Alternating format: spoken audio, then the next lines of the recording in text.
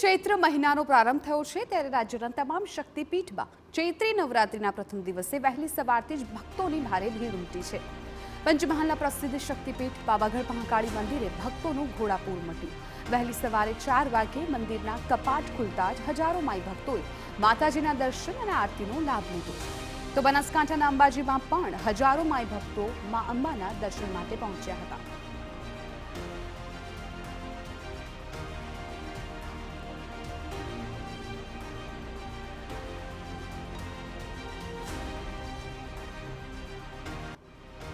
આ વખતે એક નોરતું ઓછું છે। 6 વર્ષ પછી આવો યોગ રચાયો ત્યારે દર વર્ષની જેમ આ વર્ષે પણ દરેક મંદિરોમાં ભક્તોની ભીડ જોવા મળી। અમદાવાદની નગરદેવી ભદ્રકાળી મંદિર હોય કે શક્તિપીઠ બહુચરાજી મંદિર, ચૈત્રી નવરાત્રિની શરૂઆત ભક્તિભાવ સાથે થઈ। પ્રથમ દિવસે શાસ્ત્રોક્ત વૈદિક મંત્રોચ્ચાર સાથે ઘટ સ્થાપનની વિધિ યોજાઈ હતી। સાથે સાથે ગુજરાત અને મહારાષ્ટ્રના સરહદ વિસ્તારમાં આવેલા સપ્તશૃંગી દેવીના મંદિરે હજારો ભક્તો ઉમટ્યા હતા અને માતાજીના આશીર્વાદ મેળવ્યા હતા।